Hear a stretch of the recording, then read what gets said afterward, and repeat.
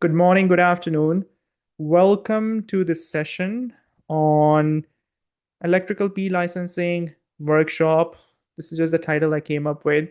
What we are going to do over here, I'll show you in the agenda, is that I'm going to walk you through some of the major requirements, major milestones, major steps, the loops and hoops that you have to go through in order to get your PE license, how the PE license is going to accelerate your career, okay, and help you stand out in the job market, right, in the industry, and how it basically opens tons of opportunities for you. And I'll also give you an overview of my program as to how I can help you along the way. So, a little bit of introduction about myself. Some of you guys probably know me. So, if this is the first time we are meeting, my name is Wasim Asgar. I'm a licensed PE in the US. In Canada, I've helped thousands of engineers prepare for FE electrical and PE power exams, and I've authored some of the best-selling books on the title on for these exam preparation. My books for FE electrical and study and PE power are the highest rated books in this category on Amazon, and I've also created comprehensive exam prep programs. So the agenda is as follows. We are going to first start by looking at the P licensing pathway. So what is the requirement in terms of your academics? What are the requirements in terms of the exams, the standardized exams that they have, the experience requirements? Typically, I find that a lot of folks have questions about the experience, and sometimes I find that this missing link or this puzzle of experience holds back some of the folks even diving into the P licensing, starting the P licensing journey, right? And then eventually, what does it take to get the license, right? This is going to be relatively high level. If you guys want me to dig deeper and deeper, I'll be more than happy to take your questions and dig deeper and deeper. All right. Career unlocks with a P license. So the opportunities that are gonna come your way when you get the P license, even as early as getting the EIT certification, you're gonna see that good things start happening in the career, in terms of your income, leadership opportunities, long-term career growth, and then finally we'll touch upon the FE electrical and the P power exam preparation, right? And the common pitfalls and the exam prep resources that can help you fast track the exam preparation. So this is a roadmap, a high level roadmap. At any given point, if you guys have any questions, again, feel free to ask me the questions and I'll be happy to sort of address that particular concept or that particular question in more depth. The first thing is education. What they ideally require is EAC, ABET, accredited engineering degree. Okay. I've had students who've gone through my program, FE electrical prep, P power prep, and have gone on to become license holders without an EAC ABET accredited degree. Now, there are typically two cases, two scenarios in this. If you are a non-US graduate, if you're an internationally trained engineer, there is less than 1% chance that your degree is going to be EAC ABET accredited. I mean, over the years, I've seen that there's some universities outside the US who carry this accreditation, but 99% don't. So that does not mean that you will not be able to get a P license in the US. It just means that you will have to get your credentials evaluated. Okay. And it does apply even for some of the US graduates who don't have EAC ABET accredited degrees. So you'll have to get the credentials evaluated. Over the years, they've streamlined this process immensely. Okay. I myself have Canadian education. So I did my undergraduate in Canada. I did my graduate studies in Canada. And I went through this credential evaluation process, right? That was 10 years ago, almost 9 years ago. But now it's very streamlined. It costs you, I think, $400, $500. And then you have to send in the transcripts originally from your university. And it's very clearly outlined at nces.org. So if you go to ncees.org, there's a tab over there, credential evaluation, and you go through the process. My general recommendation is that if you find yourself in this scenario where you have to get the credential evaluation done, you just start it as soon as possible. Okay. It is not a roadblock for you to pursue the PE license. Okay. You can go ahead in majority of the states and take the FE exam without having credential evaluation done, because a lot of states don't ask you for documentation until you've passed the FE exam and then the PE exam. Okay, which means that you have a solid runway of 6 months to 8 months to maybe up to 12 months by the time you're done with these exams. And then you can potentially start the credential evaluation. But my general advice is that if you find yourself in this scenario, start your credential evaluation process in parallel and start preparing for the exams in parallel. Does that make sense? Okay. So that is one of the two scenarios where you would require when you don't have ESE event. Internationally trained engineers form a huge portion of this category. The second category are the folks who actually don't even have an engineering degree. You might be a US grad, right? So if you have a technologist, EET, electrical engineering technology degree, or over the years, I've helped many electricians go through my FE electrical program, my P power program, and become licensed engineers. They obviously don't have engineering degrees. Most of the states actually cater to non-engineering degree candidates as well and provide them a pathway towards licensure. In the case of EETs, I find that if the experience requirement, which we are going to talk about shortly, is 4 years for a typical engineering degree holder, then for EETs, it is typically 8 years. Okay, same thing for electricians. And if you have field experience for, let's say, 8 plus years, 10 plus years, or 12 plus years, they can waive the engineering degree requirement for you and make you pass the FE electrical or any other FE exam for that reason if you're not even non-electrical engineer. Um, and then they would consider that equivalent. Okay, so the general theme that you're going to see over here is that there is always a path to licensure. All right, so from the education standpoint, if you have an engineering degree, ESE, ABET accredited, not a problem. You just need to focus on this. If you are in any other scenario, then get your credential evaluation done or look into state-specific requirements for your diploma, for your technologist degree and whatnot, or even if you don't have a degree, and then pursue that path. Any questions about this? Okay. So there's a question, when getting actual EIT certification, are you first provided a temporary permit when your application for EIT certification gets approved and processed? I just sent a temporary permit EIT, but I'm sure if I should be expecting an actual certification, I suppose it's state by state cases. So I'm going to talk more about the EIT certification. In short, the EIT certification really does not give you any type of privileges at all. It is at a state level recognition that you are on your path to becoming PE, you're working towards it, and that you have passed your FE electrical and computer or any other FE exam. Okay, employers look at it very positively because they know you are halfway through in terms of your examination requirements and you're working actively towards your licensure. But in terms of any real benefits, signing off authorities, sealing drawings, and all that type of stuff, there are no there's no benefit to EIT certification. Okay, so yeah. Does work experience count if it's not under a PE? So let me just get to the work experience and I am going to address that. I'll take this question. I have my credentials overseas for the credential evaluation. Does NCS require only transcripts directly from university or they need the whole course description and syllabus? So two things, right? For credential evaluation across the board, the typical requirement is that your transcripts have to be sent directly to NCEES from the university or the college. You cannot serve as the conduit. Okay. So your university, wherever your university is, XYZ, they cannot send it to you and then you send it to NCS. There is sort of, a concept, I'm forgetting the word, like they don't want anything to be tampered with in between.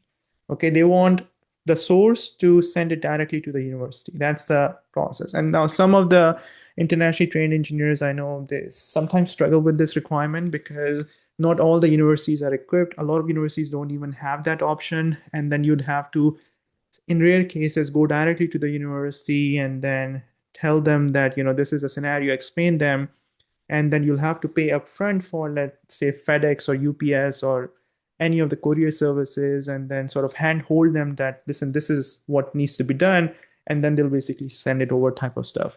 As far as the course descriptions are concerned, this is another challenge. I have come across folks in my program, FE Electrical P Power, internationally trained engineers, where even the method of communication was not English.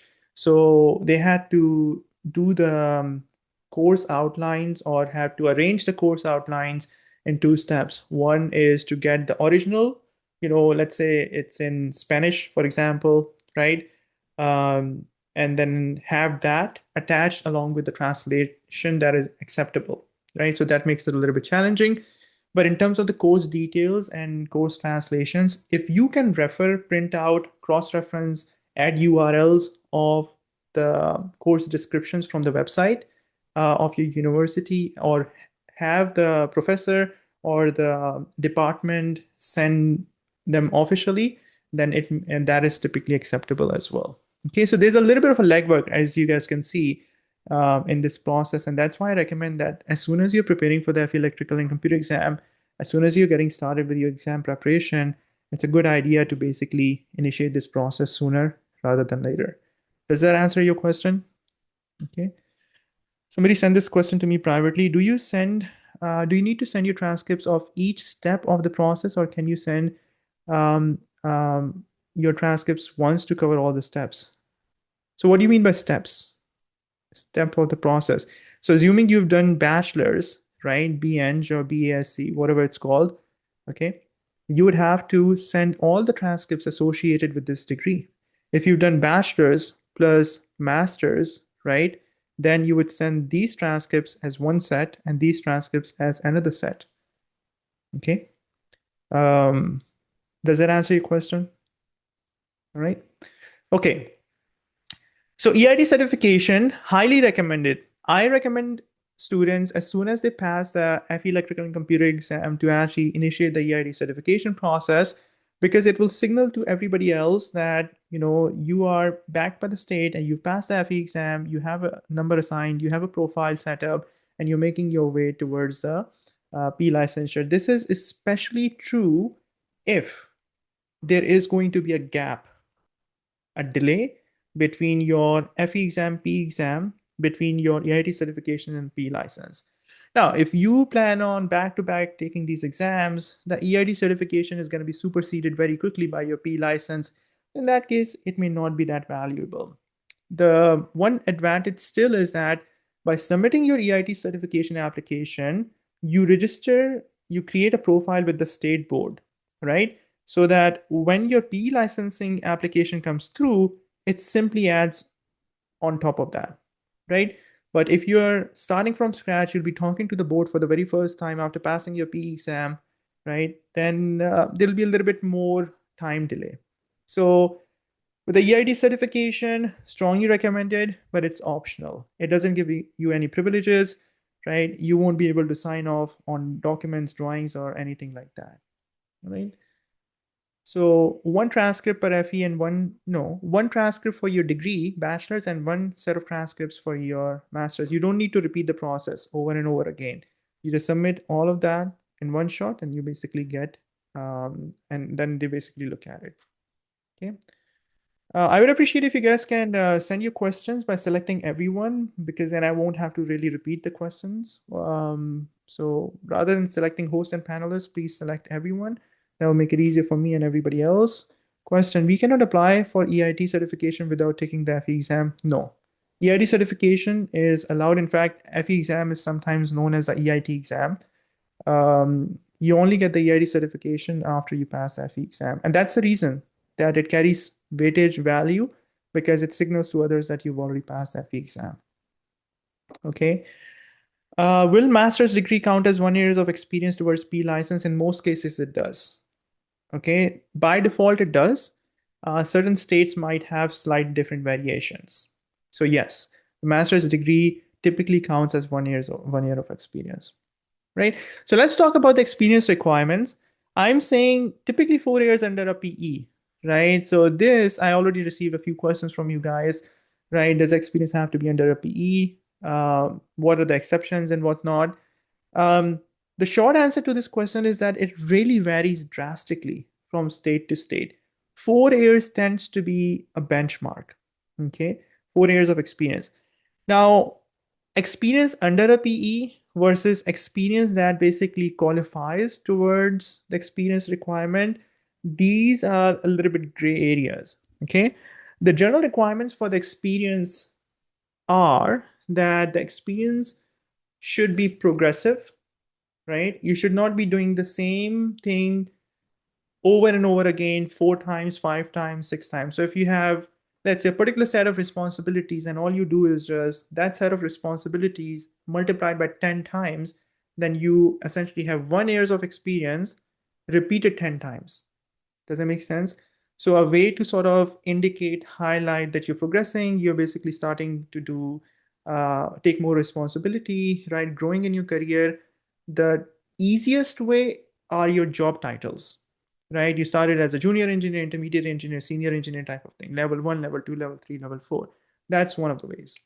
The other thing, which I believe is much more effective, and even if I'm evaluating your application, I look at, okay, Wasim started with drafting, for example. Now Wasim is actually doing the layout design.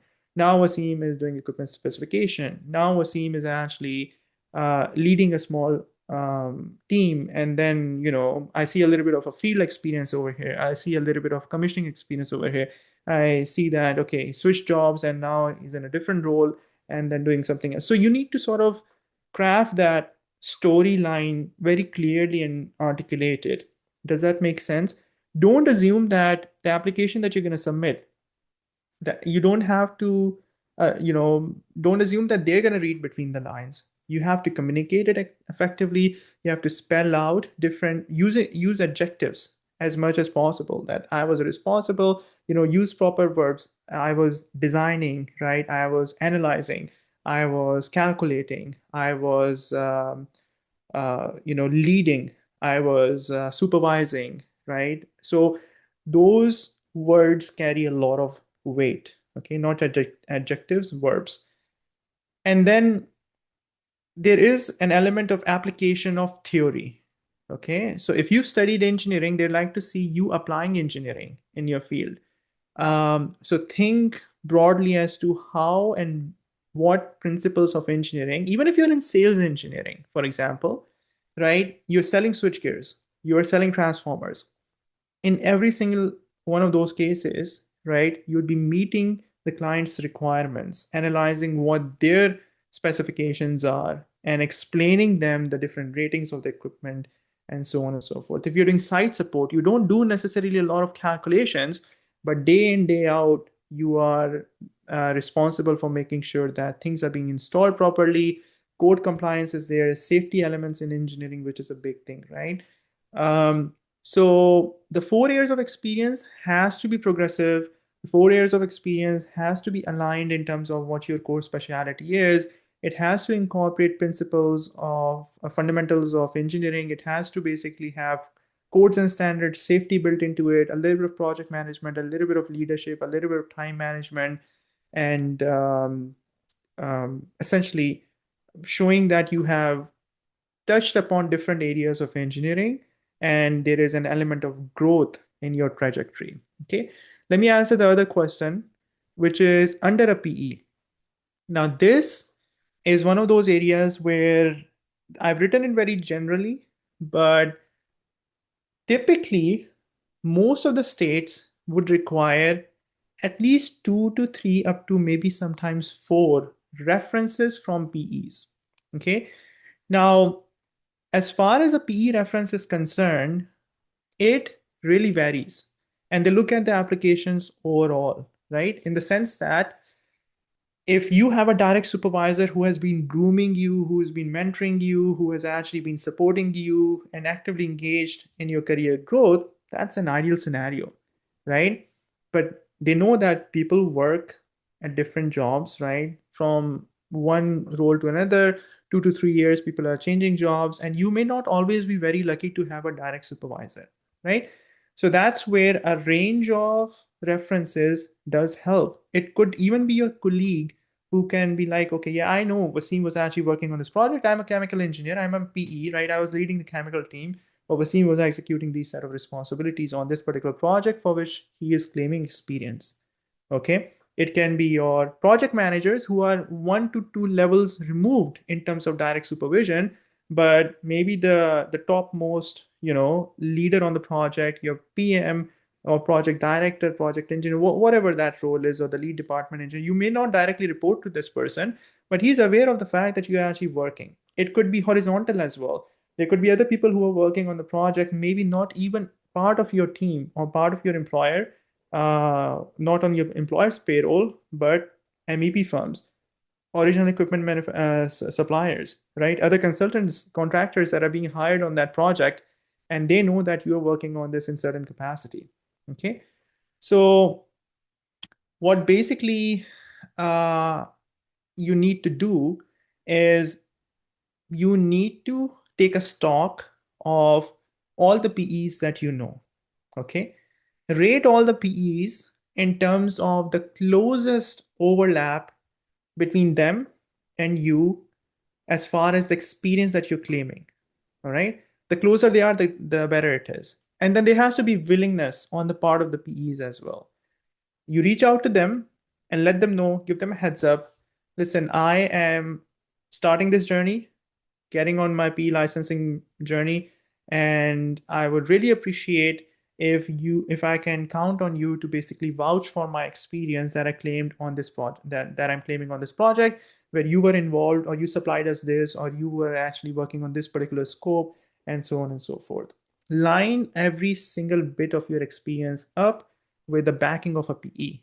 That will significantly boost your application, even if that PE is not your direct references, because there is not going to be any gap. Ideally, I'm talking about in an ideal world, there's not going to be any gap in your experience form where it's not backed by a PE. Okay. Now, if let's say you're an internationally trained engineer, you were working with professional engineers in international jurisdictions, okay?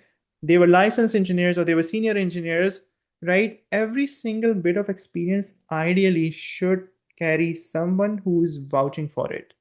Does that make sense? Right?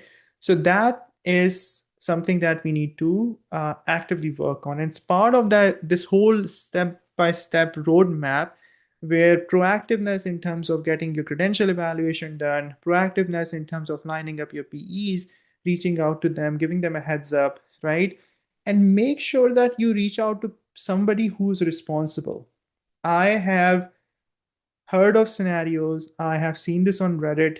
I actually know of people where the PEs were, the application got stuck. Why? Because they were not able to reach out to the PE.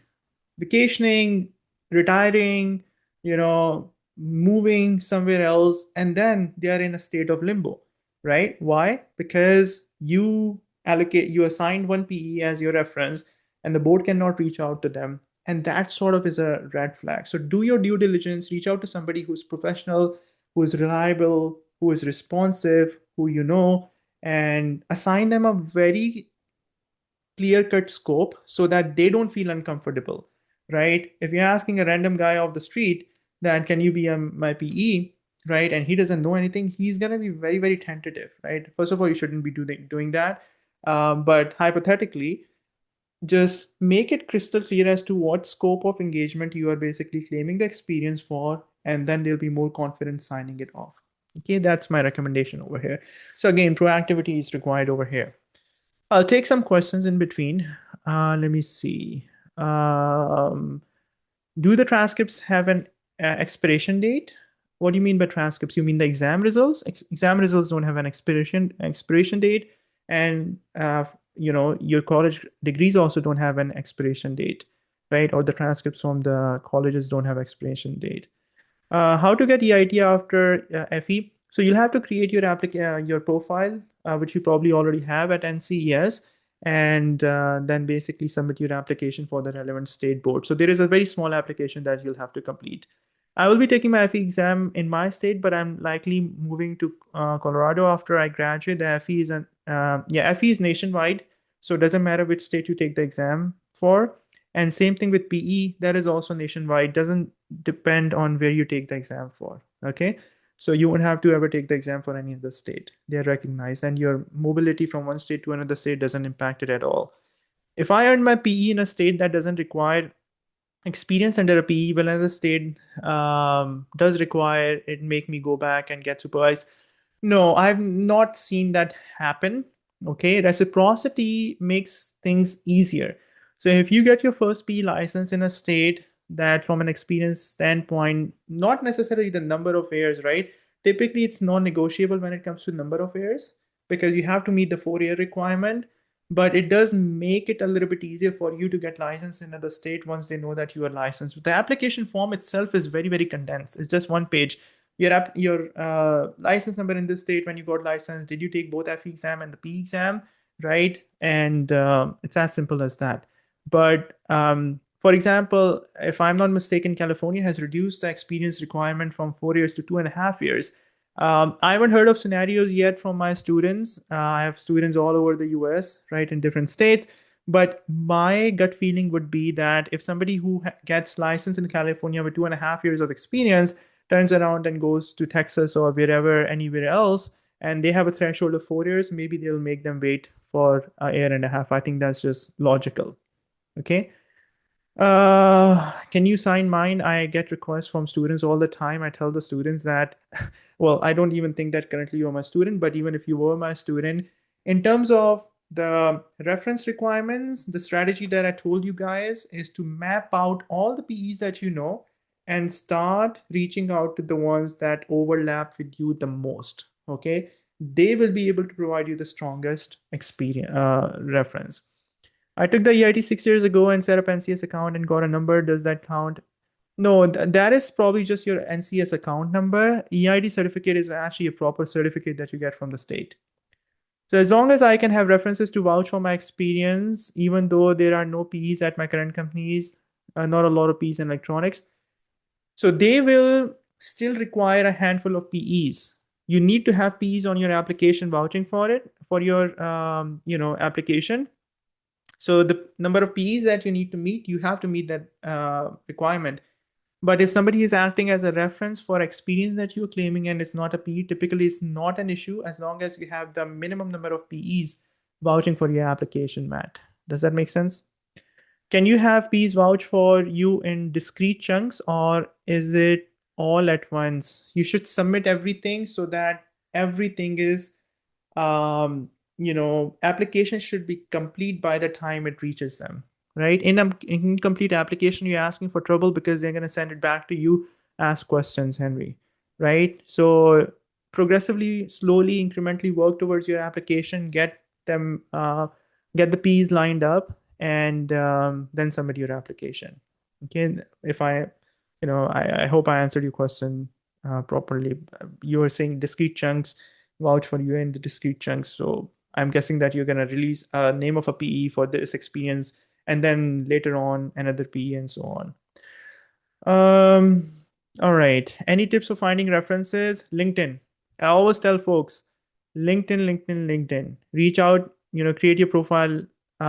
If it's not there, reach out to people on LinkedIn. See where different people are. People move companies, jobs, roles, locations. Make a list of all the PEs that show up on your LinkedIn and then reach out to them. Okay. I'm an electrical engineer, work closely with civil PEs. Yes, a PE is a PE. Now, some states say that at least one of the PE should be in the discipline that you are operating in. Okay, somebody send me this question separately. Electrical engineering working closely with civil PEs. There are a lot more civil PEs than there are electrical PEs. And somebody was asking about electronics PE. There are very few electronics PE or controls PEs, right? So yes, typically most of the states will carry their accept their reference. The only catch is that typically they require at least one electrical PE. Okay. All right. Now let's talk about the PE exam. The PE exam, assuming you're coming from a electrical background, you're electrical engineer, you have electrical, academic background, you're most likely going to take PE power. There are other options available, but the volume is very low. And in the sense, in the context of the industry as well, PE power or the PE engineer, electrical power engineers are the ones who unlock the most opportunities in the industry.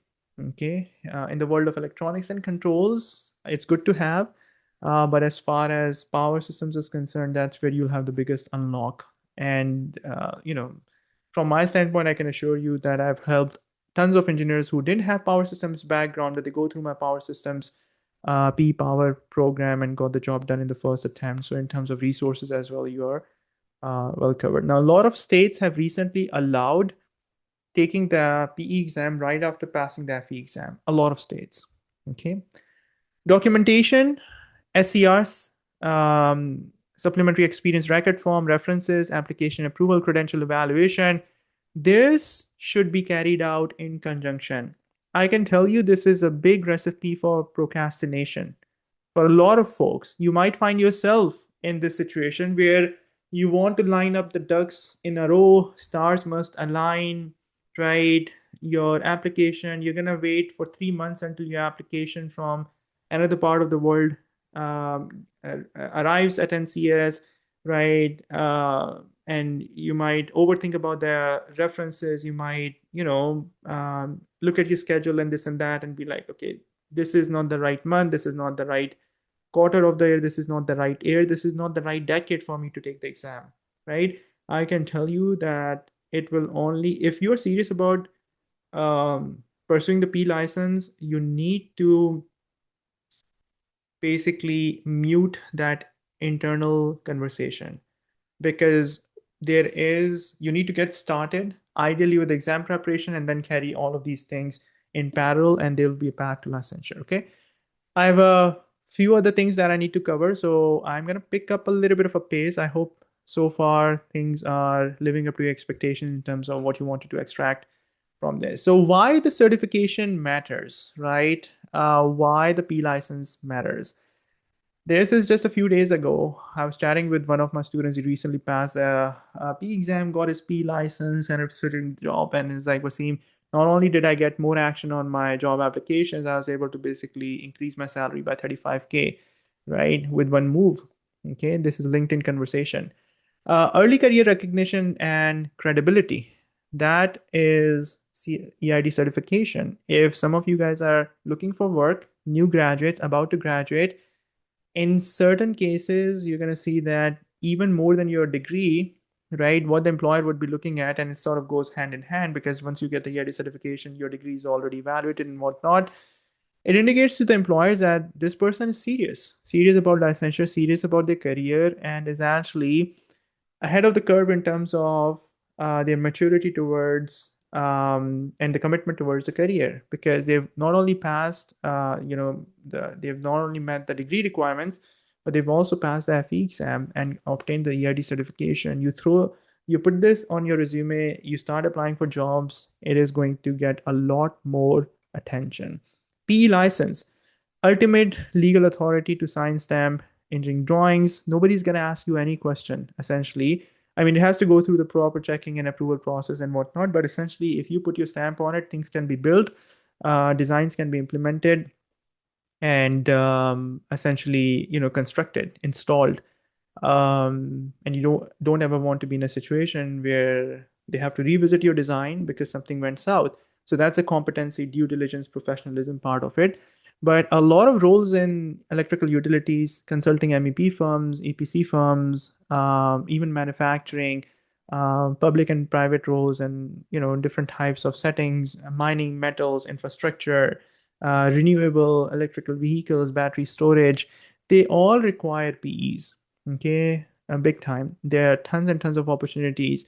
In fact, power systems engineers are currently in huge demand across the board, so much so that I see mechanical engineers enrolling in my P power program and pivoting their career into power systems engineering. So it leads to higher pay, greater responsibility, job security. If the economy goes south, then typically PEs are the last ones to be let go. The reason is that when things bounce back, it is extremely difficult to find PEs, because companies have, in order to poach PEs from their competitors, they actually have to pay top dollar, and it's not that easy to convince PEs to sort of move around. So totally worth it. It's like a 8 to 12 month project, even if you're starting from scratch from FE Electrical. It typically takes about 8 to 12 months to pass these exams back to back if you're using effective exam prep resources. Career doors that open when you become a PE, consulting opportunities. So MEP firms are going to love you, electrical utilities are going to promote you, and a lot of opportunities are also going to open down the road if you ever want to set up your own shop. You can get a certificate of authorization from your local state and start providing your own consulting services. So that can be an entrepreneurial element to it. Sign off authority, nobody other than a PE can basically sign off on electrical drawings. Higher salaries, there are different types of service. You can see IEEE reports, you can see National Society of Professional Engineers reports. They consistently mention 10, 20, 30, 40, 50%, even up to, depending on which state, which role, what level you are in terms of your career, PE versus non-PE salaries. Leadership roles, because of the credibility and the respect that you get and the recognition. And this is, a tough effort, going from FE Electrical PE Power and then meeting all the experience requirements and meeting all the reference requirements, background checks, and this and that. So you gain more credibility and recognition. Job security and mobility Ps are demand across different industries, and there is almost a very severe shortage in certain areas where you cannot find electrical Ps combined with experience and expertise, right? When you combine both of those things, and then essentially you become unstoppable. All right. I'm going to do a quick review between the PE Power and FE Electrical. Some of you guys are through your FE Electrical, some of you are starting your PE Power or in your PE Power exam preparation. These two exams, although conducted by NCES in a very similar format, computer-based format, in a very similar setup with the reference handbook provided to you, time-constrained exams, are actually extremely different exams, right? Your FE Electrical and Computer exam is a test of your depth of understanding, how broadly you understand the different topics. There are 17 sections ranging from mathematics all the way to software and everything in between. Convoluted nature or the abstract curveball nature of the questions is more of an exception when it comes to FE Electrical. Check out the sample exams for both of these exams. But when it comes to the abstract nature of the questions, convoluted curveball type of problems, where it sometimes takes time to figure out what the question is even asking, is a norm. It is not an exception, it is a norm. It is sort of almost the baseline when it comes to the PE Power exam preparation. That's why the level of effort is a lot more in depth. The failure rates are higher on the P Power exam. The failure rates on the FE Electrical are a little bit lower. According to the new specification, there are 9 sections. All of them are focused on power systems engineering. There are 17 sections all over the place when it comes to FE Electrical. They put you under a more greater time constraint on the FE Electrical and Computer exam. You have 5 hours and 20 minutes, 110 questions, less time. Okay, time is actually less, questions are more.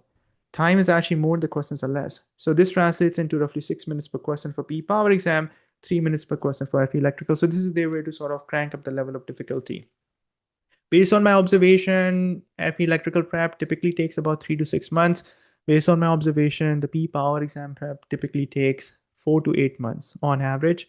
And for the latest and the greatest passing result scores, please check out NCS website and it will give you an overview. So if you take a step back, based on my observation, based on my understanding, we are looking at a PE Power exam, which is a true depth test of your depth of understanding. And in my opinion, I help hundreds of students every single year with both FE Electrical and PE Power. I would say PE Power exam is a couple of notches more difficult as compared to FE Electrical and Computer exam. Okay, FE Electrical and Computer exam is probably going to be more difficult for you if you've been out of school for 10, 15 years, right? And if you've been working in power systems engineering for the last 10, 15 years, it might be opposite.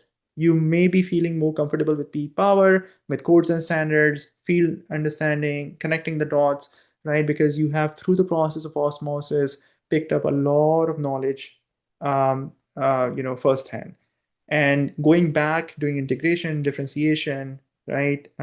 Software, computers might be more difficult for you. So, but Let's say if somebody's 5+ years out of school, they'll most likely find the P power exam preparation a little bit more challenging as compared to FE electrical and computer because the concepts are very, very convoluted. In FE electrical, my program, we have 17 sections, we have 250 plus lecture. I think there are only 5 derivations that I've done from scratch in order to help my students understand the concepts more deeply, right?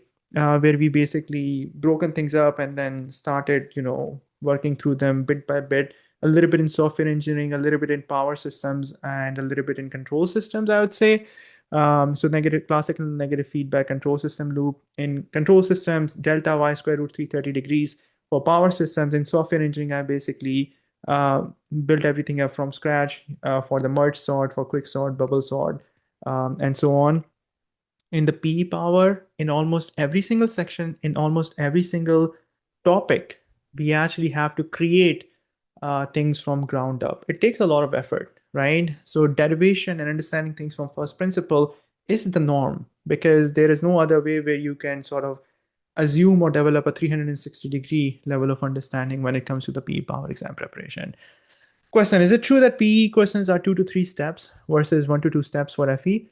I would actually say that based on my understanding, I have the sample exams on my desk. This is FE sample exam and this is PE sample exam, right? If you were to open up these sample exams, compare questions one by one, you're gonna find that for the PE power, you actually not require don't you don't only require 2 to 3 steps. You typically require 2 to 3 concepts. Okay, to be properly applied in a single question. Whereas FE electrical, fewer steps, even if the steps are more, doesn't really matter. What really bothers and what really makes things challenging is when you have a layer of understanding, right, from one concept, you have to superimpose it in the proper order from a second concept, and then a third concept is gonna eventually deliver the knockout punch. Does it answer your question? Okay, that's what makes a PE power exam difficult. You can have a codes and standard problem where you'd be doing three-phase analysis and then using multiple tables from codes in order to basically solve a problem. So that is also possible. That's what makes PE power more difficult. And that's what real life engineering is like as well, right? There is never one formula that unlocks the entire problem. You have to look at things from multiple angles, multiple dimensions. But I'd like to just finish off this comparison by saying, all else being equal, P power exam preparation is a lot more fun if you adopt a learning mindset, because what you learn in the P power preparation, especially in my program, you'll be able to apply it on your job and you will feel more confident. Things are going to start making more sense. So, from that standpoint, investing a little bit extra time and effort and commitment in the P power prep goes a long way. Whereas you learn about computer networking today in FE electrical, you're never going to ever potentially use it. Or you learn about computer hardware, or you learn about digital systems, or you learn about even, let's say, control systems. Most likely, if you're working as a power systems engineer, as an electrical engineer, you will never use any of these, or probability you'll probably never use it, right? And so on and so forth. All right. Why a lot of people fail these exams? I'll cruise through this. No clear structure accountability. This is like me working out in the gym over the last 10 years, right? I would basically randomly do whichever exercise I feel like doing, right? It's only in the last year or so where I've actually gotten some coaching.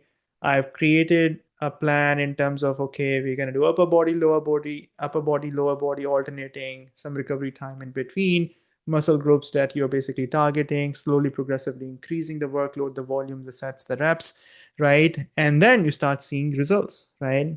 My go-to workout, uh, you know, activity would just to mindlessly run on a treadmill. So I would do 5Ks, 2 to 3, sometimes 4 times a week, right? Which is good, build endurance.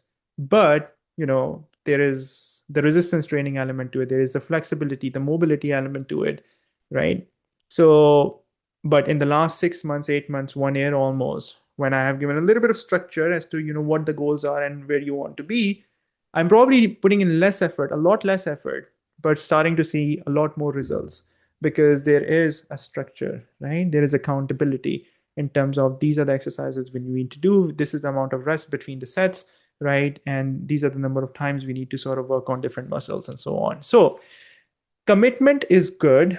It's always helpful to be motivated. The issue is that when there is no structure towards your preparation, it is easy to get overwhelmed when things get tough, right? You can be running, trust me, you can be running 5 days a week, 4 days a week. In the long run, what you end up doing, and I'm again, no disrespect to running, it's a sport that I love. Actually, I mean, that's a lifelong passion of mine, but I've scaled back and I've started seeing better results because I was probably losing as much muscle, right? And there wasn't much to begin with, as I was losing fat, right? So when the results are not there, you're starting to feel a little bit weak. You start to pick up injuries along the way. That's when you start getting overwhelmed, right? So, especially when things get challenging. And in both of these exams, I feel electrical and PE power, there are multiple challenging sections. So, I have not come across, I would say, many students or any students even potentially that have told me that this was a walk in the park. F electrical was a walk in the park for me. P power was a walk in the park. I like to say that even if Einstein were to take these exams, you'd still have to study for these exams. They're very, very broad, very, very deep, especially P power, and FE electrical is very, very broad, right? So what do you do when you basically encounter the challenging sections? Burnout and motivation crash. So this is a downward spiral. Are you guys seeing this? We start with a very high level of motivation. We encounter some challenging sections. We don't have the structure, accountability, and the support network. Then we start feeling burned out. The 15, 20 hours. And, there is the name is Art. I know Art Williams. Okay. When you guys get a chance, check out on YouTube Art Williams. Just do it. Is a Nike logo. Okay. This is a 15 to 20-minute, very inspirational video. And the gist of it is that anybody can get started, right? What makes the difference between people who achieve their goals and people who give up is how long you can stay excited. I don't know if you guys agree with this or not, but looking back at things that I have initiated and things that I've worked towards, hands down, I think this is the biggest difference. That starting out is not that difficult, but sticking with things when things get tough, persevering is the main difference. So, what he says is that when things get tough, just do it. Keep on doing it, keep on doing it, keep on doing it, because no one, achieves anything significant or worth achieving without perseverance. Okay, so when the burnout happens, first of all, avoid burnout. Burnout is not the end goal, or it's not inevitable. I think burnout can be managed, although by the time you're done with these exams, most likely you'll experience a certain level of burnout. I'm running my live classes right now. I'll be completely honest. My live classes are finishing next week, the fall 2025 session. And I'm starting to feel burnout because I carry conduct 2 sessions for my electrical program, 2 sessions for my e-power program every single week. So it is real. I mean, it's part of being human. We have limited bandwidth of willpower, discipline, focus, effort, energy, and whatnot, right? But anyone can get started, but not everybody finishes, right? That's a big deal. Inefficient studying and little progress. This is that ultimate nail in the coffin where you've been putting in effort for the last 1 week, 2 week, 3 week, 1 month, 2 month, 3 months. And you may even be using some resources. There are a lot of resources out there, right? Some free resources as well, for example, for FE electrical and stuff. You show up to the exam, fail the exam, and you're like, I did not leave any stone unturned. Why did I fail? Okay.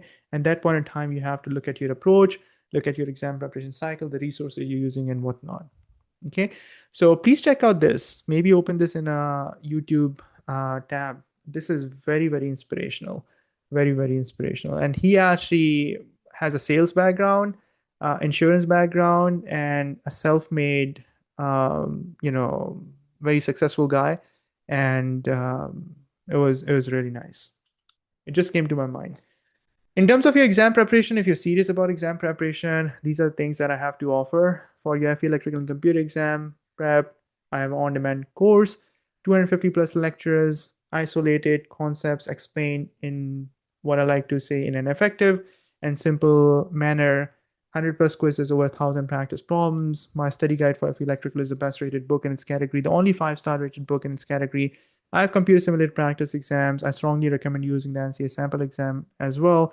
And I have weekly live training conducted 3 times a year. The next round of live training is about to start in a few weeks. Same thing for the PE Power. I use the same approach. The foundation builder, the um, base is the on-demand course.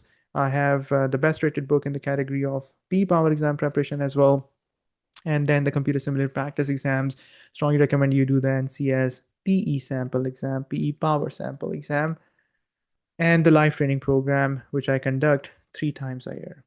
Okay, tons and tons of testimonials from my students, both for FE Electrical P Power on all different platforms, Amazon, LinkedIn, Reddit, and so on.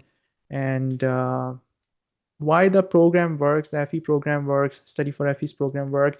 I build this for busy professionals. It does not mean that it is going to sort of spoon feed you or you won't have to put in the time and effort. I think that for the most part of your preparation, 20 to 15 to 20 hours per week will be required. Okay, combined with maybe a leveling up of this or cranking up of this effort to close to 20 hours in the last 2 to 3 weeks, and maybe sometimes even 20 plus hours, right? But what I can help you with is deep understanding, not just plug and chug. I like to introduce my students to the concept of level 1, level 2, and level 3 understanding. Level 1 is just definition. I ask you what is interest rate, you'll say there are 2 types of interest rate: simple interest rate, compound interest rate. There is no compounding in simple interest rate. We just use a compound interest rate. So that's, to me, you know something about it, right? Level 2 understanding is that you'll be able to use the formulas associated with the compound interest rate. Level 3 is when you look at a scenario, you look at the payment frequencies, you look at the cash flows, and then you decide whether I am going to use annual effective interest rate, whether I'm going to use interest rate per period, or whether I'm going to use the stated interest rate for this given scenario, looking at the cash flows, looking at the time value of money, and looking at the payment frequency. When you're able to sort of run a through line between the concept, between the formulas, and between the application, that is level 3 understanding. And if you aspire for level 3 understanding and operating consistently between level 2 and level 3 understanding, you'll be just fine for both FE Electrical and PE Power exam. And I use a first principle base of teaching in my programs to help my students get the job done. I don't believe that just doing a whole bunch of practice problems mindlessly is going to help you with either of these 2 exams, especially the P Power exam. You may be able to get by with the FE Electrical and Computer exam if your starting point is pretty decent, if you're a relatively recent graduate, if you've been really good in academics, if you have a solid background in electrical engineering. Combining a whole bunch of practice problems, quiz banks, with a good understanding of NCSFE reference handbook and good knowledge of calculator can potentially get the job done for FE Electrical, even if you are average, sort of below average, in some areas a little bit above average conceptually. But I can almost guarantee you that a lack of conceptual understanding, firm grip on the theory, and lack of level 2, level 3 understanding is going to come and get you when it comes to the PE Power exam. Because when you open up the sample exam, more than half of these problems are all conceptual. Numericals, calculators, the reference handbook doesn't help you. Funny thing is that the very first topic and the very last topic on the P Power exam specification doesn't even show up in the reference handbook. The very first topic is instrument transformers. In my program, I have a 5-part lecture series. There is nothing in the reference handbook for P Power on instrument transformers. Very last section, not even topic, protection, which amounts to about 20% of the exam, is not even mentioned in the P Power reference handbook. So how are you going to deal with these topics and a lot of other topics for that reason? So practice problems are super helpful. At the end of the day, you get rewarded for putting these questions away, right? Converting them into points, but they better be high quality practice problems that sort of consistently, push you to the limits. I routinely get questions from my students when they're doing my homework assignments in the live training program. Wasim, is this going to be the level of the difficulty on the actual exam? And I tell them I'm actually trying to help you guys, push you guys a little bit harder so that You sweat during the training, but you don't bleed during the battle, right? So hopefully the exam day experience is going to be easier. I onboard personally every single student who enrolls in my program, one on one, undivided attention. I look at your scenario, I make you complete an onboarding form, and I work with you. Okay. And if you ever have technical questions, you can always submit them in my exclusive community, which is moderated by TAs. Within 2 to 4 hours, you're going to get a detailed response. And I've been doing this for over 10 years now, and tons of students have gone through my program. Some of the folks with non-electrical background, some of the folks 20, 30 years out of school, passing these exams back to back in first attempts. Okay, I'm going to quickly share my screen and show you how the program looks like on the inside. And just give me a couple of minutes, and if you guys have any questions in between, you can ask me the questions. So this is how the FE program is structured. The foundation of FE Electrical as well as the P-Power program is the on-demand program. You're going to see that every single section, there are about 250 plus lectures actually. Every single section is organized in terms of lectures and the quizzes. So I basically break every single concept in a dedicated lecture with this simple, straightforward explanations in lecture practice problems. At the end of every single section, you will have timed mini exam, which will holistically test you on that concept. And it is a very, very comprehensive program. Even if there are certain areas that you have never seen before in your undergraduate engineering coursework, or things that you have never learned. Somebody was saying engineering economics, right? They haven't taken an engineering economics course yet, right? So in the context of what you need to learn for NG-Con, everything is over here. In fact, I go out of my way to sort of over prepare my students a little bit so that we are not found short on the exam, and your preparation, if you utilize a coursework, is going to be above average. Even if circuit analysis is a little bit weak, I am going to hit all of these concepts hard multiple times. So introduce KCL, I do additional practice problems for KCL, I do a deep dive for KCL, then there's a quiz on KCL, right? By the time you consume these pieces of explanations, you are definitely going to be above average. Same thing for KVL, same thing for Thevenin theorem, for example, right? And circuit analysis is a big topic, and you can see that every single concept, whether it's dependent sources, whether it's mesh analysis, superposition, it's you'll find all the details. Let me jump right ahead into, let's say, so electronics the same way, every single topic, right? Power systems, this is my forte. This is, I'm a power systems engineer and have a P power program as well. So computer systems, computer networks, somebody was mentioning before. So computer networks is actually one of the lightest topic on the exam. I do find that a lot of power systems engineers don't have a strong background in computer systems, computer networks, digital systems, software engineering. Check this out. There are only 4 to 6 questions out of 110 that you can see on the exam, according to the exam specification. Every single knowledge area for computer networks is explained in detail in this program. Okay. And what you're going to find is that I have supplementary content as well, tons of quizzes. So by the time you're done with computer networks, even if you're coming from a zero background in computer networks, you will be over prepared. Okay. If you utilize the content, same thing for digital systems, and same thing for software engineering, computer systems.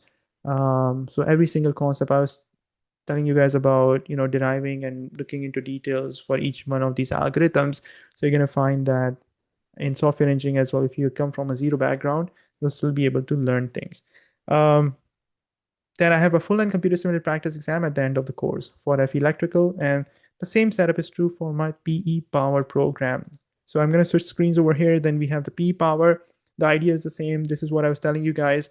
And by the way, there are updates that have happened to the PE Power program October 1st, and my course is up to date if you guys are wondering about it.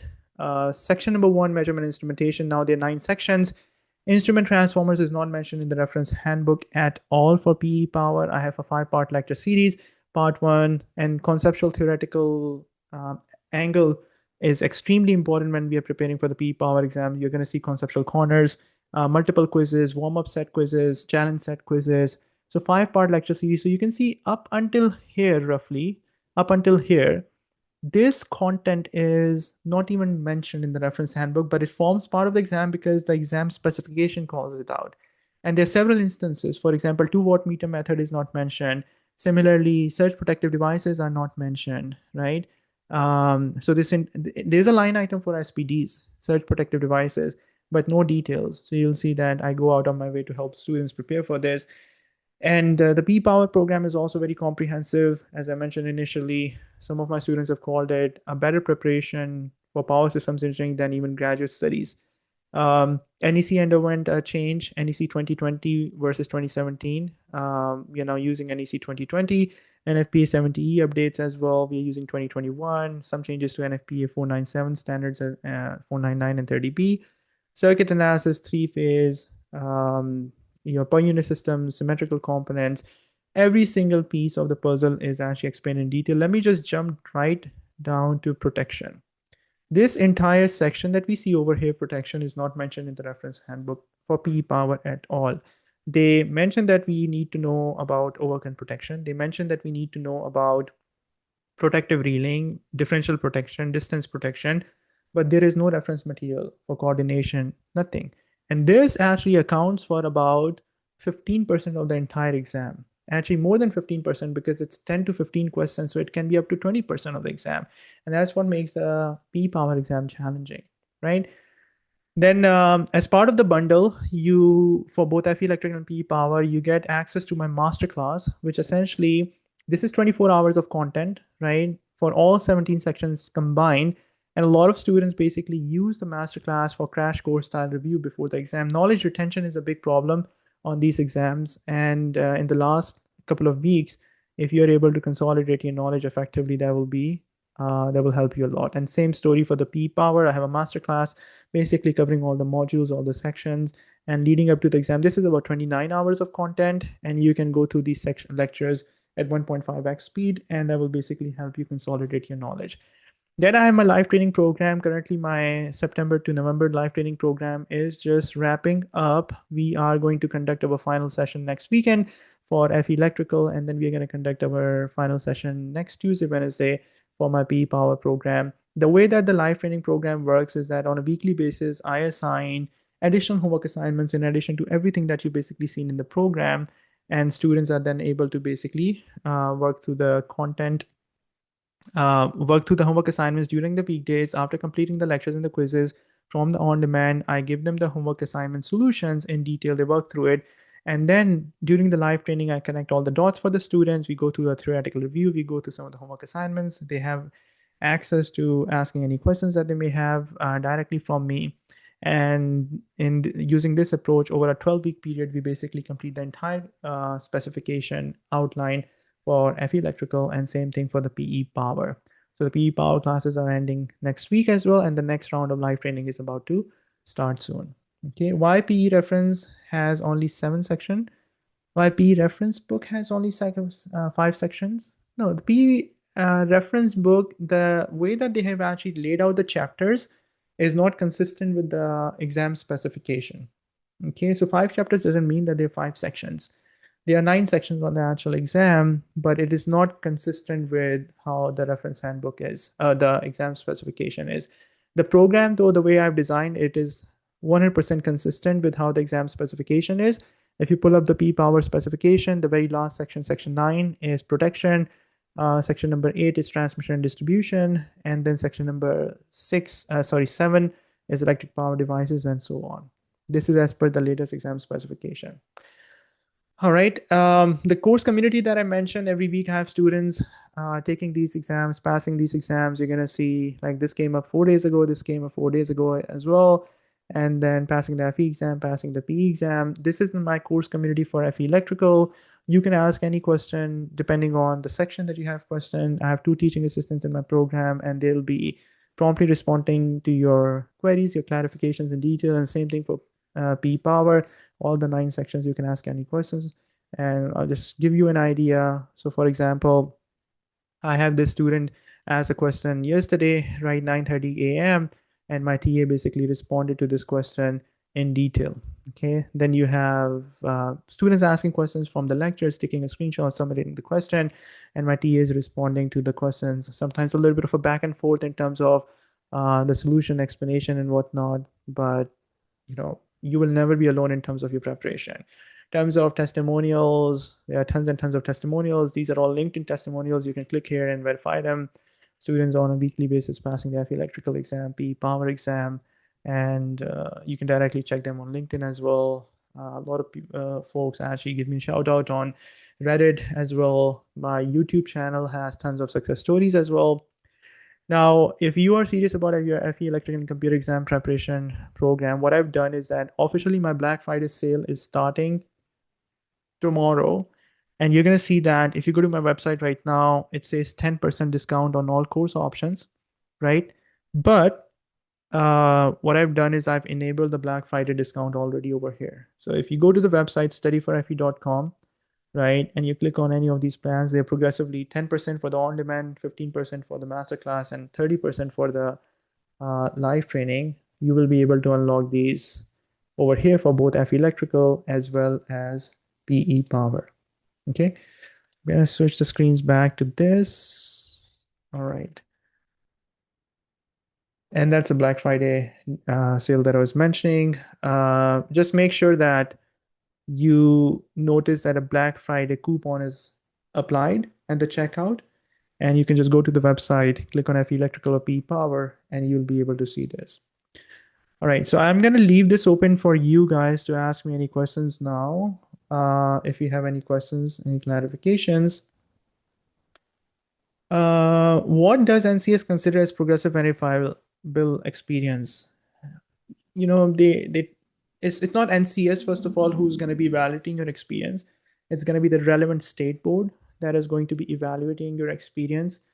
Every state board's website has an outline, has an overview, has a set of requirements. By the time you have passed your FE exam, by the time you've passed your PE exam, you've gotten your credential evaluation done, you've submitted your references, they are typically looking for any type of big red flags. For example, if you're working, and no disrespect, but let's say you're working at the cashier of Target, okay, and you pass both of these exams, and now you're claiming to be an electrical PE. They don't want to give you the P license because you don't have any experience to back up, right? But if you have a diverse background, you know, you've been doing engineering, right, and you portray and effectively communicate it to them, they would have no reason or no desire, right, or no incentive, I should say, not to give you the license. There is a shortage of electrical PEs, right? And different states, for example, California, reducing the experience requirement to 2.5 years. What does that tell you? That they want to give you the license. They want more engineers to become licensed, right? So progressive is first of all, they have outline as to what qualifies as experience that will count towards. So it has to have element of technical details, application of theory, safety considerations, codes and standards, some leadership, project management skills, and basically combine all of them, articulate them effectively, back them up with references, and you should be set.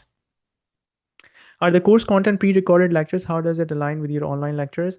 So the on-demand, as soon as you sign up, you get instant access to everything, right? Those are pre-recorded.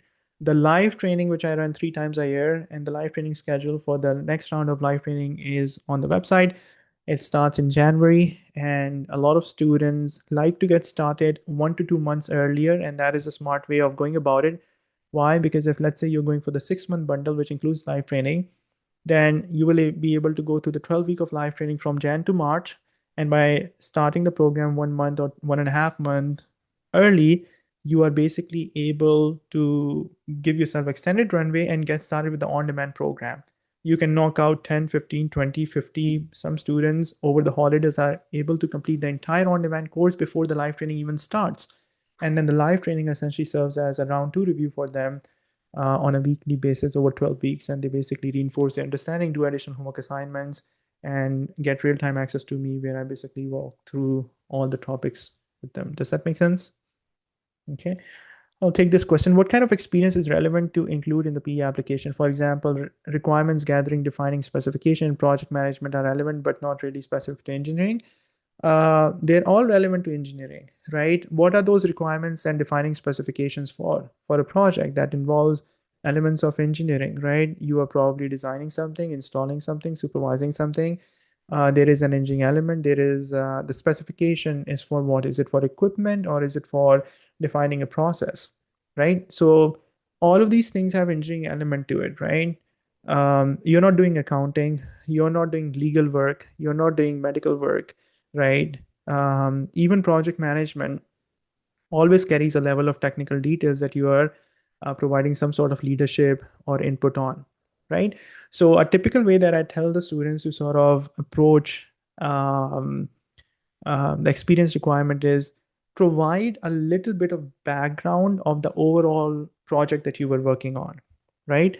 And then be extremely clear about what your scope was. So when you're, let's say, working on an expansion of a transit system, okay, that is a big project, right?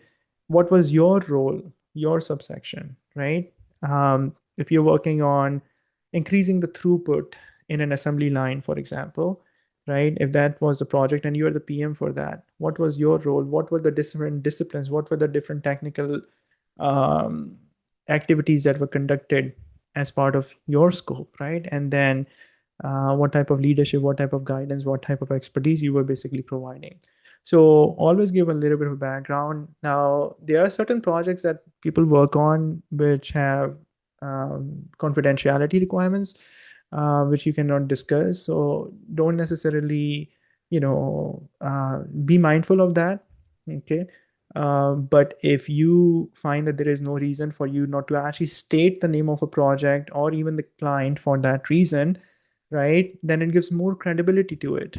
And then you can be like, oh, I worked on a $250 million expansion of a particular mine, okay, or a substation installation and whatnot, and give the location coordinates, and that will basically um, help give it more credibility, right? But then always be very don't inflate your experience, don't inflate your contribution, because that will work against you, right? And then the more precise your experience is, the the easier it will be for your referee as well to comment and say, yes, Jesse actually worked on this, Wasim actually worked on this.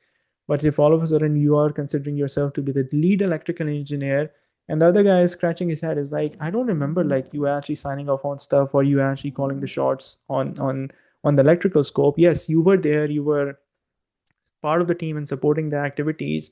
But I remember William was actually working on that, right? He was the lead electrical. So don't put your referees in a situation where they feel uncomfortable. So honesty is the best policy always, but don't leave things to imagination. Don't think that somebody else is gonna, connect the dots. You have to be very, very detailed, use proper language, proper verbs, and yeah, and explain the technical responsibilities. Okay. Any questions? Any concerns? So please check out if you're not in the program, if you're serious about if your FE exam preparation, your P Power exam preparation, um, I would strongly recommend you to check out the program. As I mentioned, it is easy to get started, difficult to stay excited. It's easy to sort of dream for something, but then the real test is the execution. If you sign up for the program, FE Electrical P Power, you will have a lot of support in the program from me. And if you ever have any technical questions, you can always ask technical questions. I'll personally onboard you regardless of the plan that you sign up for. And the journey is going to be a little bit more interesting. It'll be a little bit more exciting, especially if you adopt a learning mindset, because you're going to see your competency increasing step by step. FE Electrical carry it into P Power with confidence, and the preparation is going to become easier and it's going to become a lot more fun. Okay. Question: can you include plans you did by yourself as example? What do you mean? Like my supplementary experience record forms, like experience forms for application? Oh, Texas board is a very good example. They actually have samples over there. If you go to the Texas board website, you're going to find supplementary experience record form that they provide as examples. And they tell you like the level of depth that you need to go into. I still think that you should go much more deeper in terms of your explanation for experience requirements. But yeah. Which bundle do you recommend for the FE exam preparation? The most popular bundle is the 6-month bundle, right? The reason is that it will always cover at least one full round of live training, right? Depending on, regardless of when you are starting. So even if you, let's say, enroll today, my fall 2025 live training is coming to an end, but the remaining few sessions plus the entire January to March session you'll have access to.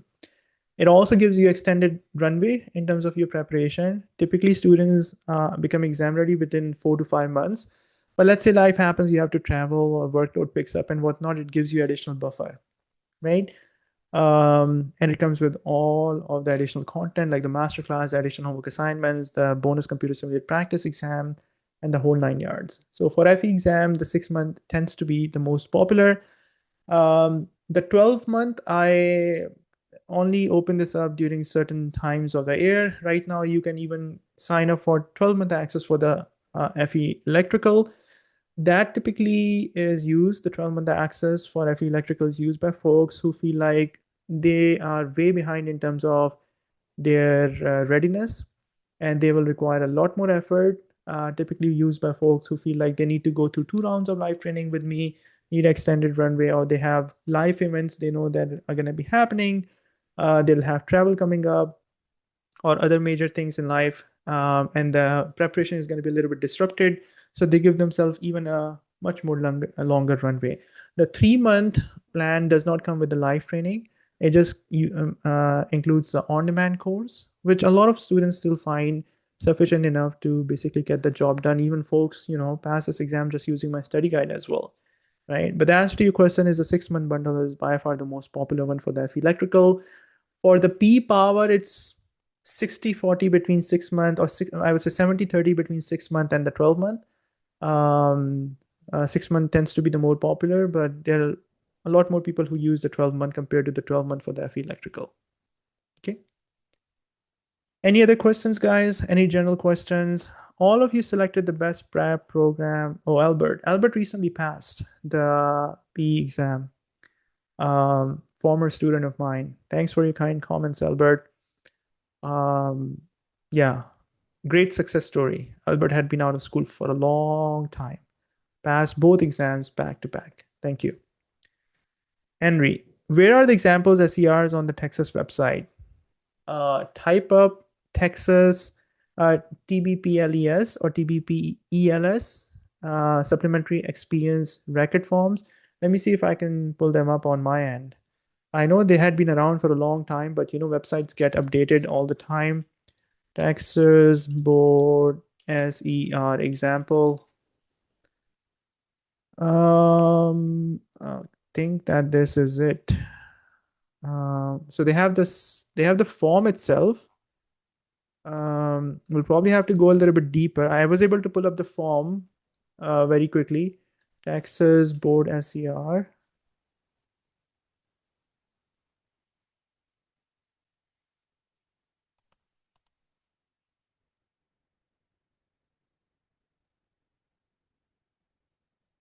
Let me see. Oh, this is a good one. Let me share my screen with you guys. I didn't know NCS also had one. So I just looked up, right? So this is the reference board. So this is the reference form that your referee would be signing up.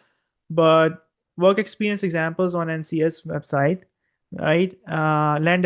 Development design, project name, date of the project. I worked on a land, so use a lot of verbs, okay?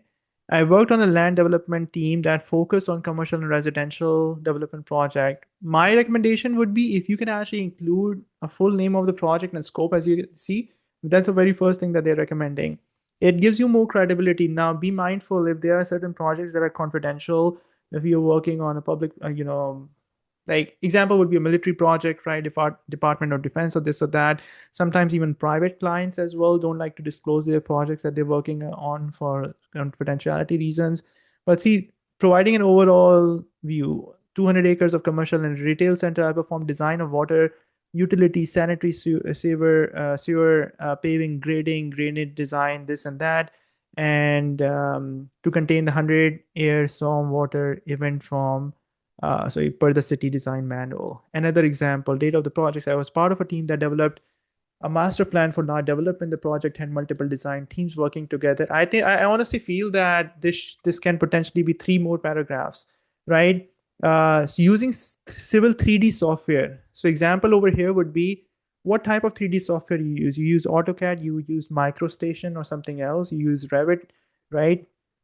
I calculate the amount of cut and fill associated with different layouts. I would actually, in the context of, let's say, if you're doing this for electrical design, I would go ahead and say that as per NEC 20, let's say you're using NEC latest edition 2023, right? As per NFPA NEC 70 2020, I actually use the cable sizing guidelines provided in chapter number 3, took into account the derating factors that are provided in table. The tables have changed actually 31015, I think. That's what the new tables are.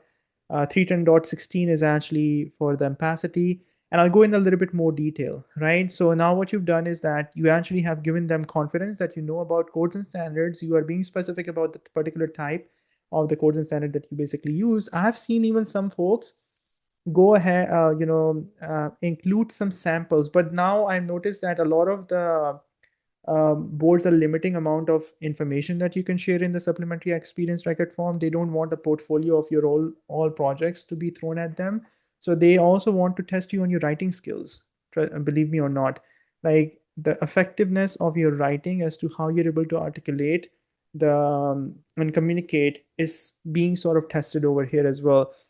What type of impression do you guys think is you're gonna leave the evaluator with if there are spelling issues, if there's spelling mistakes, if there are grammatical mistakes over here? I mean, it may not serve as a reason for an outright disqualification, but it will leave a bad taste in their mouth, right? They'd be like, okay, this is a PE claiming to be a PE, and communication skills are really off. So this is a HVAC. So this is example water treatment plant, bridge replacement, HVAC plumbing, electrical design. Let's check this out.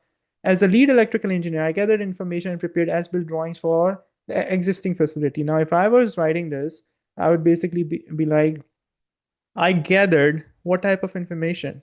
I gathered single line diagrams, wiring diagrams, relay settings, equipment layouts, um, um, cable schedules, design criterias, information. Don't leave it vague. Let them know that you know about all of these deliverables, right? And that in itself basically shows that um, you are actually knowledgeable about it. And prepared as built drawings. As built drawings can be so many different types of drawings. List out all of them. You basically prepared as built for SLDs. You created three line diagrams. You created wiring diagrams, motor schematics. Even in motor schematics, I would go ahead and say that I created motor schematics for MV motors, LV motors. I would go ahead and say that motor schematics, including VFDs, soft starters, direct online. Does it make sense, guys? Make it rich. Make it interesting. Make it comprehensive, right? Paint the whole picture. You know the difference between average storyteller and a really good storyteller? A really good storyteller actually takes you in that makes you feel part of the story as if things are happening in front of you. And that cannot be done with limited vocabulary, that cannot be done with limited or ineffective use of words, right? The, the more comprehensively, the more clearly you describe, the more enjoyable it becomes. Okay, so this is just the first line of the existing facility. Which facility we are talking about?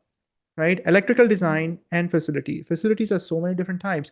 Were you doing all of this stuff in an electrical room, in a control room? Were you doing this on a assembly line? Were you doing this in a mining facility? Were you doing this in a nuclear power plant? Were you doing this in an outdoor PV installation, in a wind farm installation? What type of facility was this, right? I developed construction drawings, again, very generic.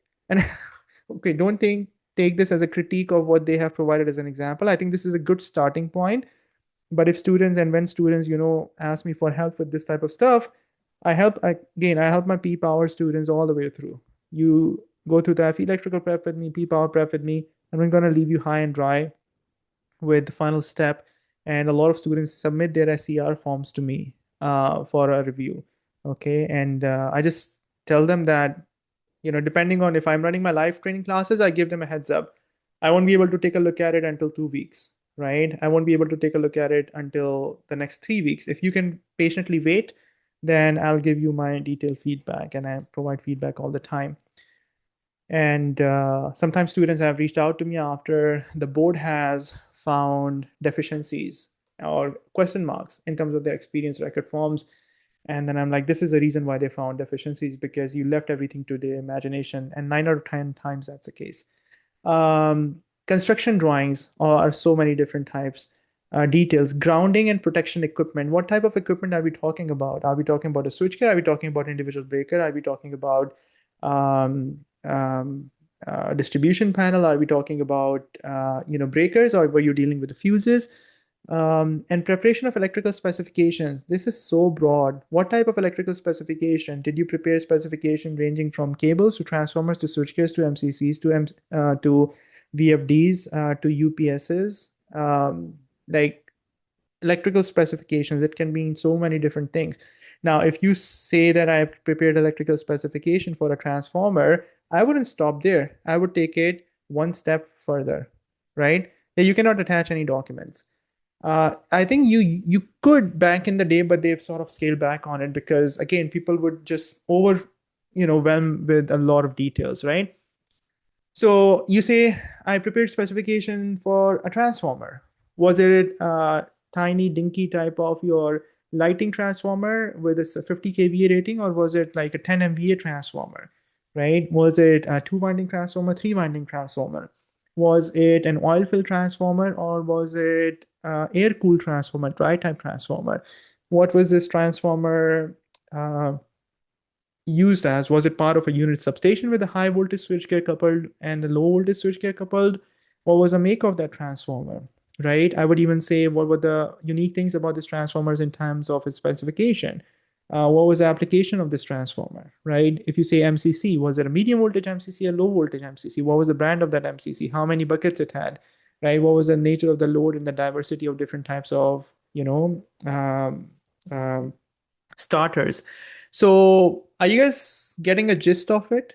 Right? In every step of the way, you have to take on the responsibility to convince the other person that you are competent, you actually did this stuff, right? And add in any type of codes and references, background, and so on. I designed the lighting indoor and outdoor by using lighting design software. Okay, so indoor application, was it a commercial setting? Was it a classroom? Was it a hotel lobby? Was it an electrical room in a substation? Outdoor, were you designing roadway lighting, or was it flood lighting? Was it perimeter lighting? What type of lighting it was? Using design software. What type of software did you use?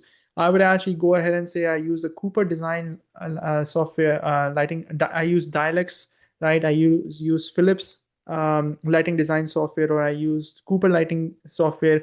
I would even mention the version of the software over here, version 3.2.1. Does it make sense? To perform point by point foot candle calculation of each area. Did you use any type of codes and standards? Did you use IESNA in order to back this up? Or did you use NEC, or did you comply with NEC requirements? Or did you comply with the NESC requirements? Was this for a utility setting? Was it for a commercial residential setting? Or was it for something else? I prepared luminaire schedule. Now you're leaving it up to me to figure out what a luminaire schedule is, right? I created a schedule, a luminaire schedule, and then explained the luminaire schedule contained number of lighting fixtures, the type of lighting fixtures, the circuit it was being fed from, and the bill of material. Everything can also already be included. So you can clearly see that this is a good starting point. This is what their expectation is, but I would fill up the entire page with all the relevant details. Does it make sense, guys? Does it give you an indication of what type of experience they're looking for? Okay. So structural serving, let's see if there's any other electrical. There's no other electrical. Okay. All right. But my main message over here is don't, how should I politely say this? I find a lot of people um, waiting for reasons not to get started with their journeys. Okay. Experience requirement, credential evaluation, documentation gathering, getting the transcripts. These are all valid roadblocks, but they can a lot of times, hold you back. The good news is that you can get started with the FE exam preparation without having any, in majority of the states, they don't require credential evaluation for FE electrical. Majority of the states don't require credential evaluation for PE power exam preparation either. Okay. That doesn't mean that you won't have to. My recommendation is to start it in parallel. Okay. But get started. Get started soon. Get started as early as possible. Get started today. My Black Friday sale is not going to be around forever, right? Once I add the timer, you're going to see that it is time limited. It is by far the best sale of the year.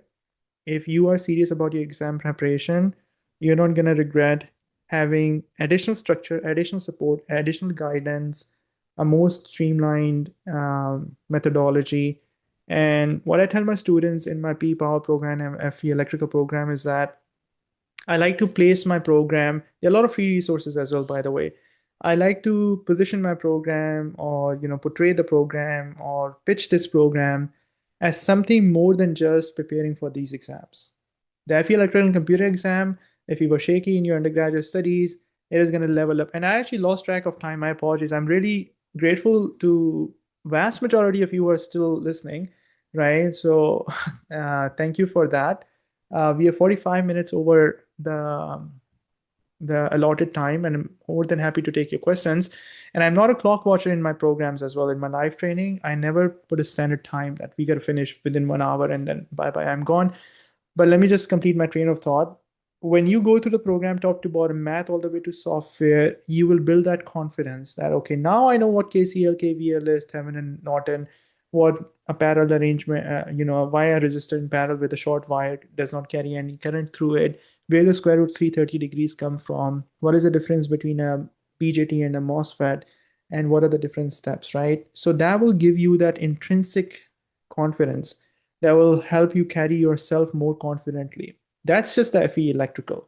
When you layer the P power on top of it, and you are working through grounding versus bonding with me, you're going through NEC, NFPA 70 and 70E, arc flash, you're going through hazardous area classification, per unit system, symmetrical components, fault analysis, transmission lines, motors, transformers, induction machines, synchronous machines, protection and coordination, all the areas, core areas of your power systems engineering, your understanding is going to be lifted.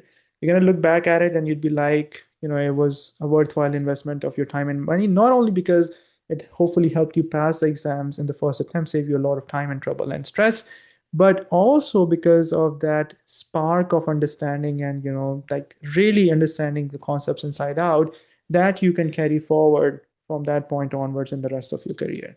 That's how I would like you to take a look at these programs. So the primary objective is to pass these exams. Sometimes, to be honest, you have to consider it almost like a secondary objective. And then essentially learning things and having access to me, working things out. And I'm very, very honest and transparent. If I don't know anything, I'll let you know. Very rarely it happens, by the way. I've been doing this for 10 years now, right? If you ask me a question, 95, 98% of the time I'll have a response, but I'll never make things up. Okay. And we'll get your response in the next session and so on. Okay. So that's it from me. Question: do I need to purchase any additional study guide or book, or is it included in the course? The study guides are available on Amazon. They are not included in the program, but once you enroll in the program, you have access to more premium resources. And I tell my students that even if you're using the study guide to supplement your exam preparation, 90% of your time, 80% of your time should be spent in the program, because the program contains a whole bunch of practice problems, computer simulated mini exams, computer simulated full length practice exams, additional homework assignments with detailed video solutions. So that sort of supersedes the study guide, right? The study guide is a standalone resource, right? It's a lower ticket, lower price resource that you can make use of. But once you enroll in the program, you have access to something which is much more premium, much more comprehensive, and immersive. Does it make sense? Okay, Andres, thanks a lot for your message. So yeah, I have a few students over here. Most of you guys are already through my FE program working through the PE, and I think the title of the webinar probably attracted you because it goes over the entire roadmap. And hopefully very soon, once you pass the PE exam, you're going to be submitting your applications and whatnot. And feel free to reach out to me. A lot of my students who are in my fall 2025 live training are taking the exam in December, mid to late December, and yeah. So after that, you can submit your applications.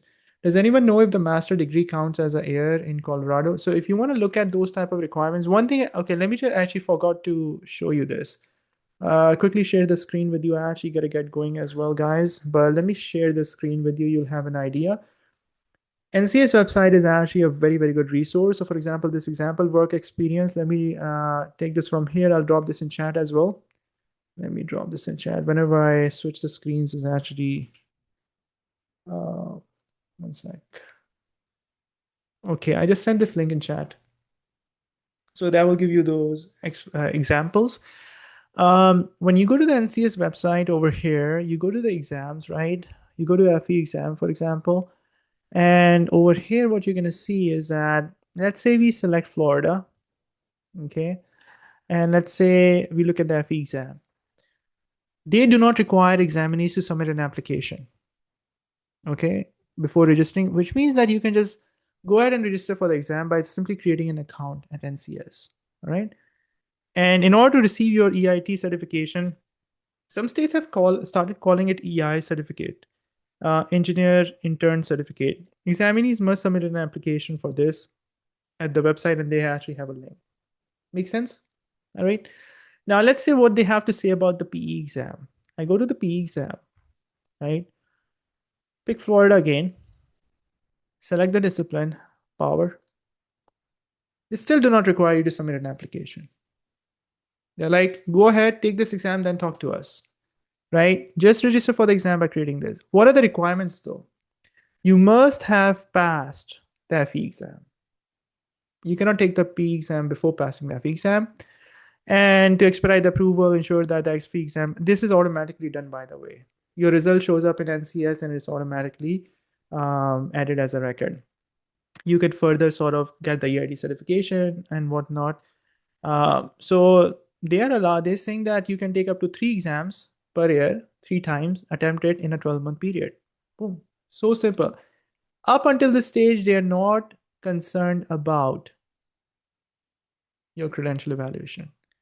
They're not concerned about your SCR, your experience record form. All of that comes down the road, right?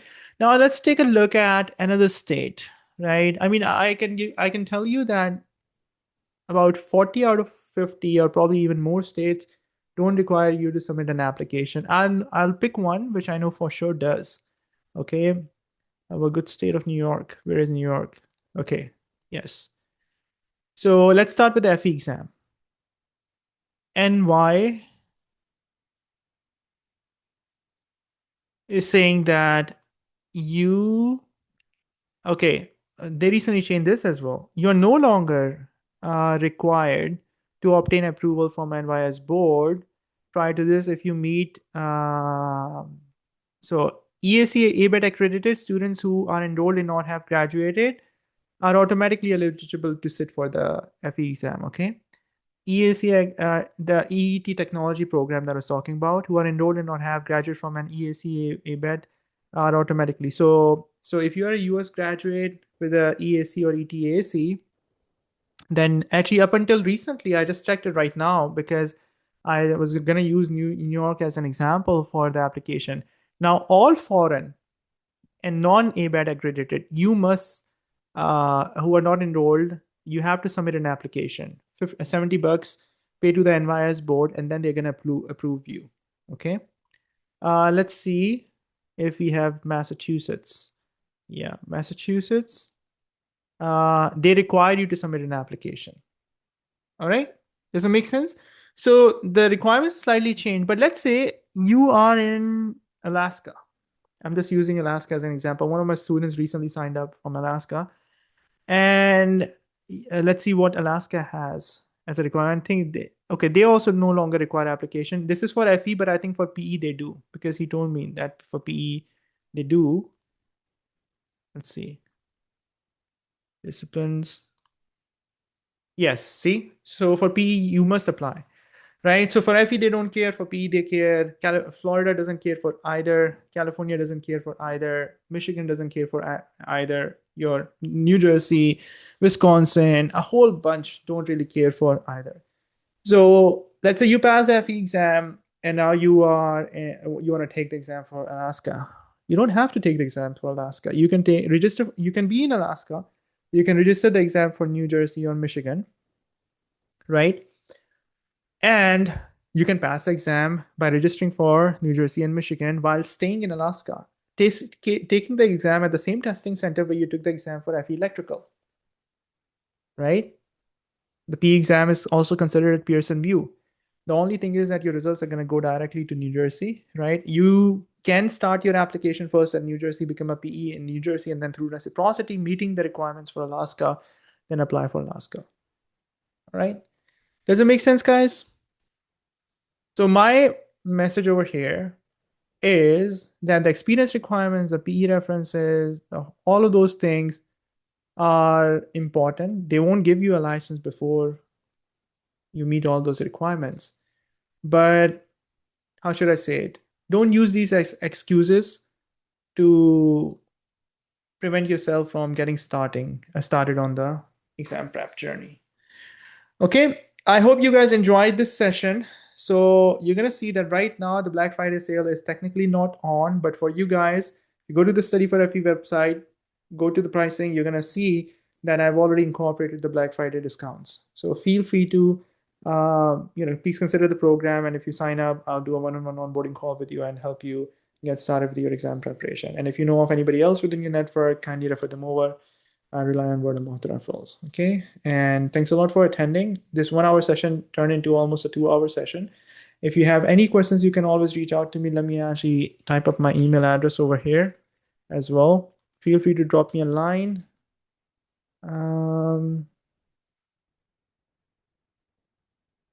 Okay. Feel free to drop me a line if you still have any follow-up questions. And time permitting, I'll get back to you as soon as possible. All right. So thanks again, and have a great weekend ahead of you. Take care. Bye.